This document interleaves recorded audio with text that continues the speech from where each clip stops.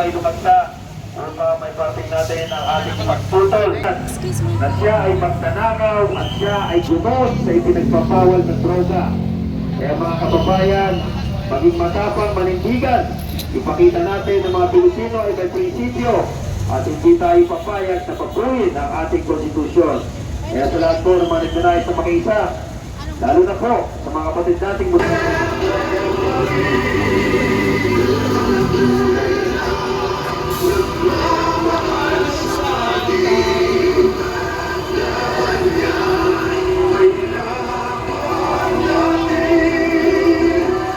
meron po tayong nagagawa para sa ating bansa. Ito na po ang tamang pagkakataon upang questionin ang administrasyon.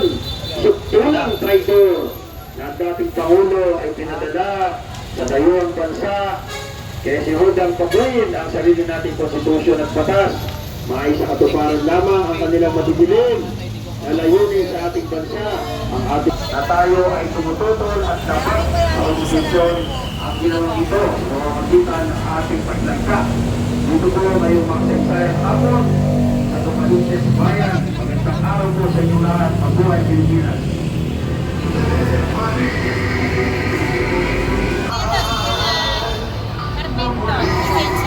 Pero sa Mindanao, ano na kami? Marawi City. Taga-Marawi pala sila. Pero dito sila naghahanap buhay sa Metro. Ang tagal-tagal kami dito eh. Sila kami 20 years. Yung mga anak namin, si Renta, Adoral. DPS, tayo po ay makiisa at iparating natin sa Korte Suprema na tutol ang ating kalooban na pabuhin ang ating konstitusyon dahil ang dating presidente po ay pinagkanulo, tinraidor ng kasalukuyang administrasyon. Kaya iparating po natin ang ating galit sa pamamagitan ng lagdaan. Isigaw ang nadarama, Pilipinas muling magsama-sama. Pilipinas, Duterte pa rin ang tunay na nagmamahal sa atin. Laban niya Tatlong farm yung umiikot ngayon dito, guys. Pilipinas, Duterte pa rin.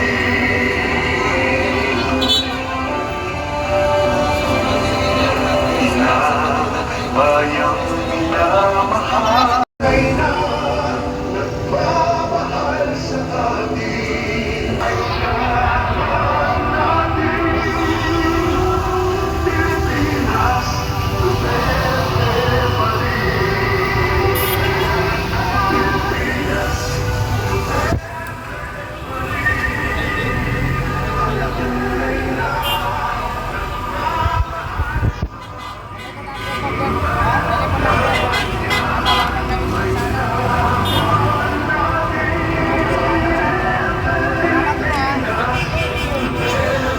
Ay, doon pa daw. Sir, thank you. Thank you po. Thank you po.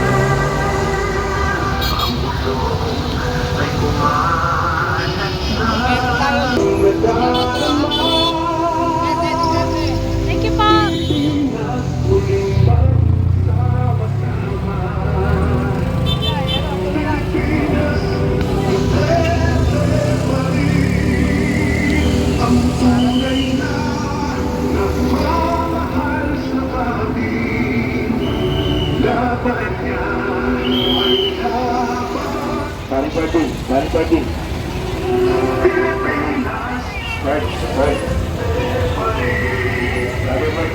Yes, bro! Yes, bro!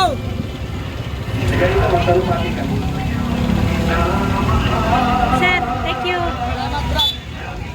Mga kababayan po natin na nasasaksiyan sa mga pag-exercise sa ating karapatan sa ilalim ng konstitusyon na magpahayag ng ating mga saloobin ating mga damdamin, ating mga pagkadismaya sa kasalukuyang Buti naman may lagay na administrasyon dahil po table. sa ginawa sa dating Pangulong Rodrigo Roa Duterte na illegal na pinadala sa ibang bansa at kinidnap at nilaban po ang konstitusyon.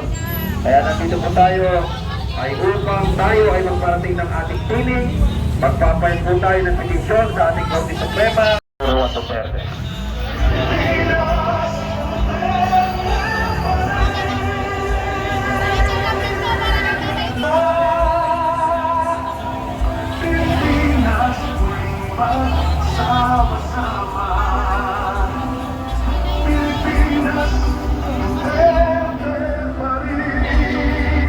Exit your campaign para kay Tatay Digong.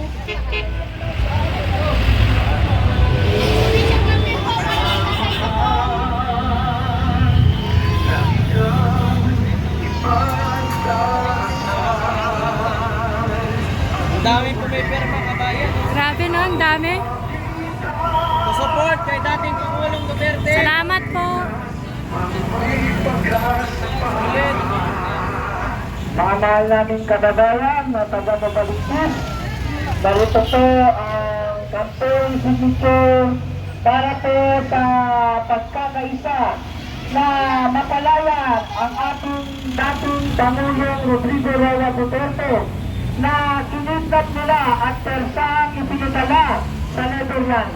Mga mahal kong kababayan, papahintulutan nyo ba na ang ating dating Pangulong Duterte na nagbigay ng kapayapaan sa ating bansa at nagbigay ng malaking respeto sa iba't ibang panig ng mundo, ay hayaan na lamang natin na magpapasko na nag-iisa sa campaign signature na ginagawa namin sa sakripisyo po ito dahil natin ang ating pagkakaisa at pagmamahal sa dating Pangulo na nagmahal din naman sa atin. Kaya mga mahal mong kababayan, ito po ang panahon ng pagkakaisa. Ipakita natin ang ating pagmamahal sa ating bayan at mamamayan.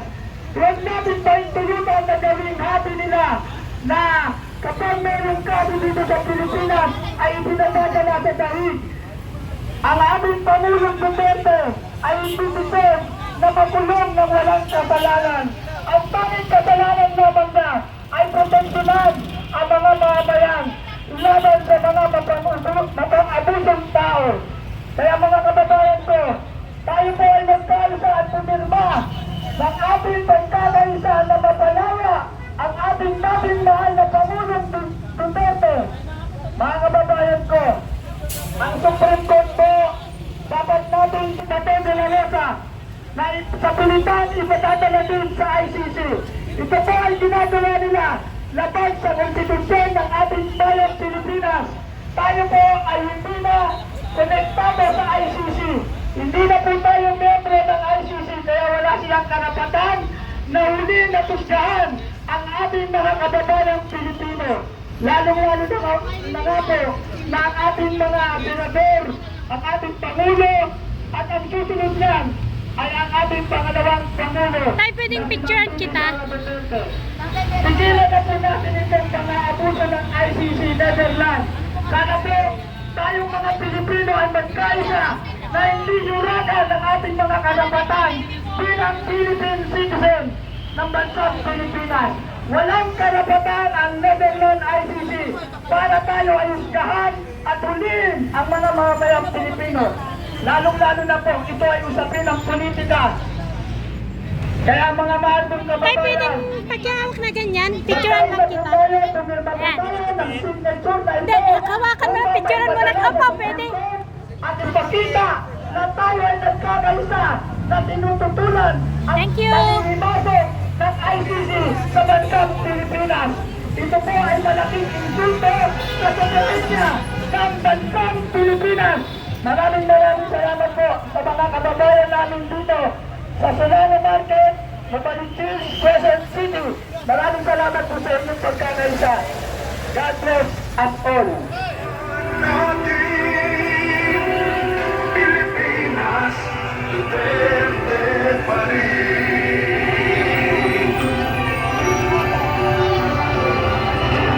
Na bayang minamahal, lagi kang darasal na muli kitang